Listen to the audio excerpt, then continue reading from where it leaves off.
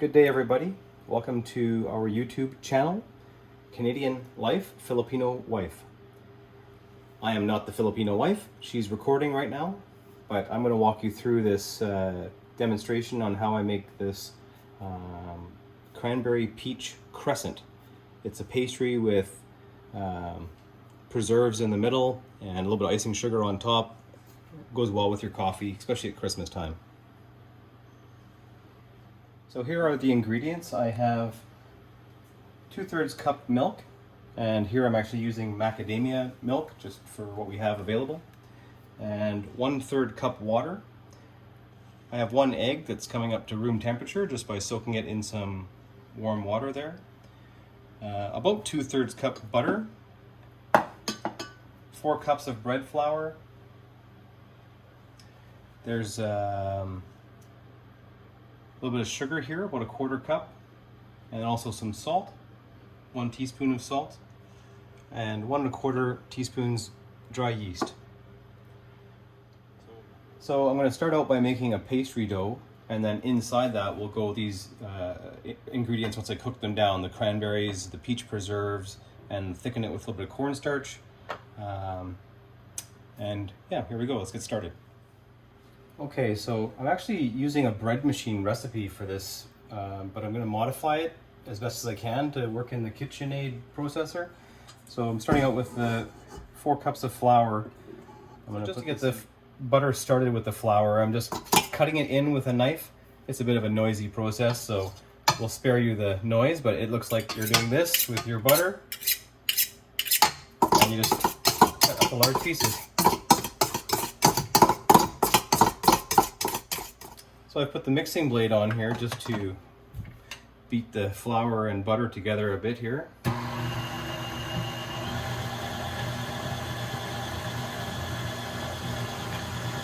While we're waiting for that to incorporate, let's warm up the milk and water and the yeast and start to get that activated, okay?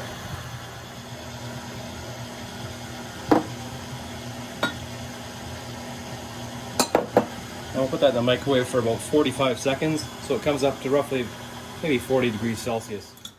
Okay, so 45 seconds on this amount of fluid in the microwave brings it up nicely to, yeah, see, right about 40 degrees. So that's a safe temperature for the yeast. I can now add the yeast and get it rehydrated. And to do that, I just put the yeast into there. I'm going to give it a little stir. That should be good. Wait for 10 minutes maybe. So the yeast is rehydrating over on the side here. I'm just going to add the sugar and salt into the dry ingredients. And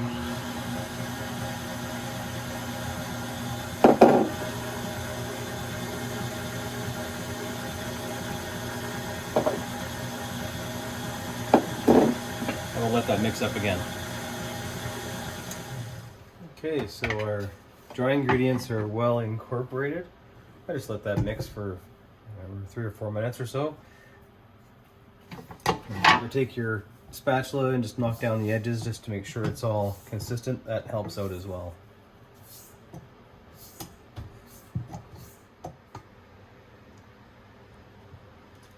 Okay, so we're going to add the wet ingredients, and the yeast has been about sitting here for maybe 5-10 minutes or so. You can see it's coming to life. I'm going to start out with the mixing blade and then add this quite, just slowly up in there.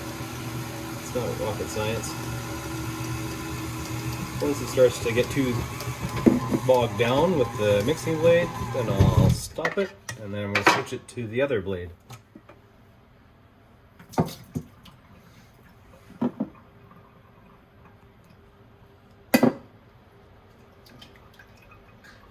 I probably should have added this egg earlier, but I'm going to give that beat it up a little bit, and then we'll throw that in. Add the dough hook.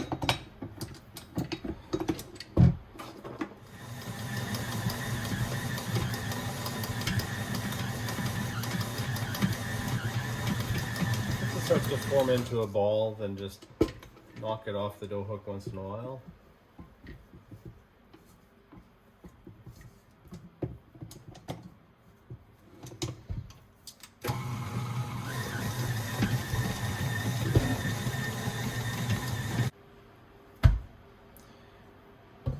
our dough is almost all the way done. I like to do the last little bit of mixing by hand, just to make sure it all got incorporated well.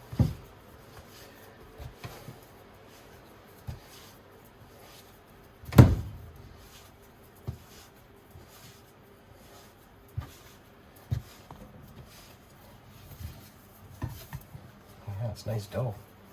It's got elasticity to it. See, it springs back. Looks just perfect. Okay, so we've got the dough is out of the mixer, and I'm just doing the last bit of kneading by hand, just to make sure it all got incorporated really well.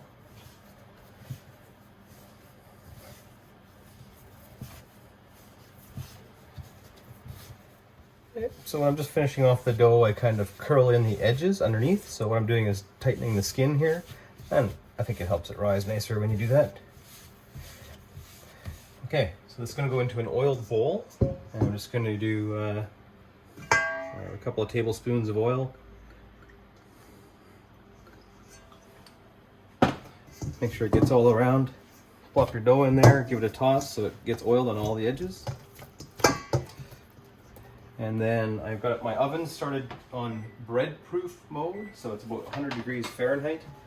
I'm going to cover this with a lid, and I'll even put a warm, damp towel over top. Okay, so bread-proof mode here on this oven is like this, and that's warming up to about 100 degrees.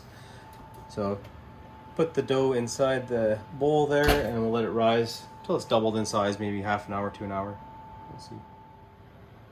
So while the dough is rising in the oven, we're going to make the cranberry filling. And I have here about 1.5 cups of cranberries and 4 tablespoons of sugar and about 3 tablespoons of water. I'm just going to add all that in there. Basically going to bring this to a boil.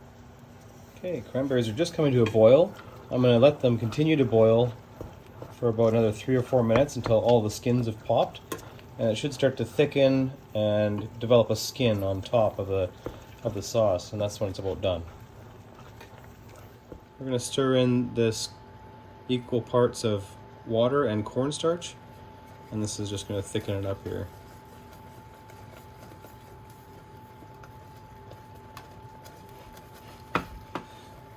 And this comes out to be quite thick, so you want to really watch it and reduce your heat.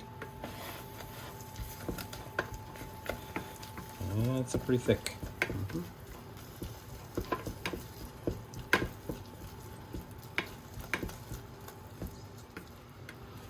Okay, that's pretty much done. We're just going to remove it from the heat. And we're going to stir in the peach jam. This is homemade peach jam that Lynn and I have made. So I really enjoy that, and I hope somebody else does.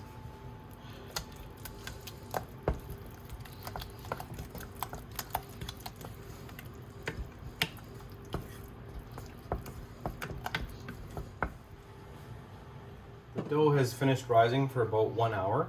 I'm going to punch the dough down onto the slightly floured cutting board and roll it flat with the rolling pin.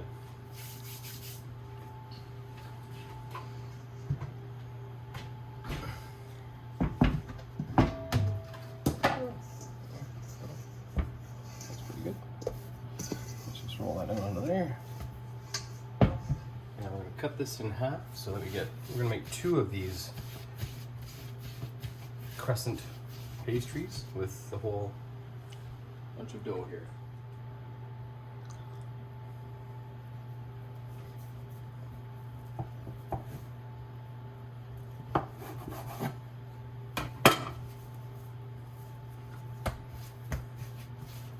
We'll just set one of those aside and roll one at a time.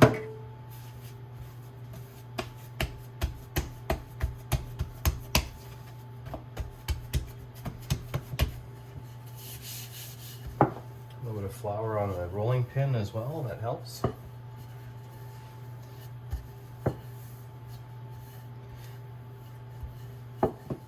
Alright, so here we have our dough at about 12 inches by 10 inches. I'm going to take half of the cranberry peach mixture and put that down the center of the dough, about like this.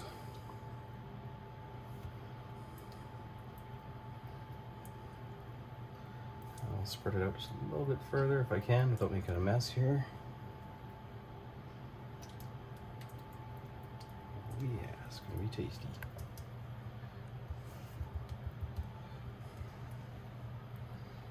All right, so I'm just gonna keep that towards the center, and then I'm gonna use my paring knife and cut the edge into 3-inch strips all the way down both sides. And then I'll just fold that in and cross it over like I'm making, tying up my shoes, lacing it together.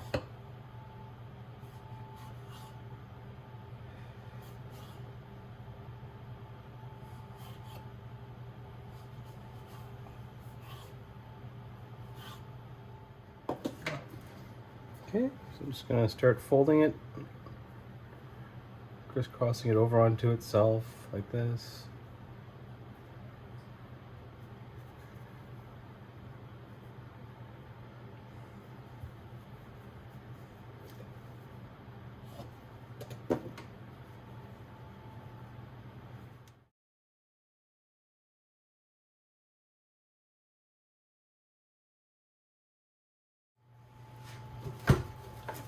I find it helps to cover these with saran wrap, and I just put a little bit of oil on the downside of the saran wrap, and then I'll put it over top here so it rises nicely.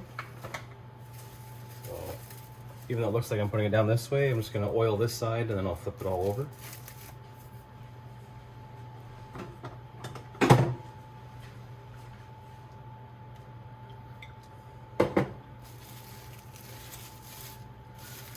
Oven is still on bread proofing mode, so I'm just going to put the pastries in here. Actually, I'll move this up one shelf. And if you wanted to help the dough rise even more, you could put a warm, damp towel on top of that, and I might just prepare that now. All right, so these have been rising for about over an hour. It took a little bit longer for them to come up to about double the size. And that's how they look now. I'm going to cook them both at the same time and just keep an eye on them. Rotate them around in the oven if they aren't browning evenly. And the recipe suggests you can also put some tin foil on if it starts to brown too much in some areas. So let's try this. We're going to do 375 for 25 minutes. And then we'll take a look at them.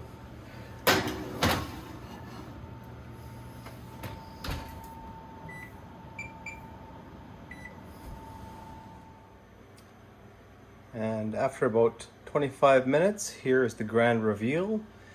We have sliding around a little bit there. There's the first one. Looks pretty good. Oh yes, and the second one. Look at that.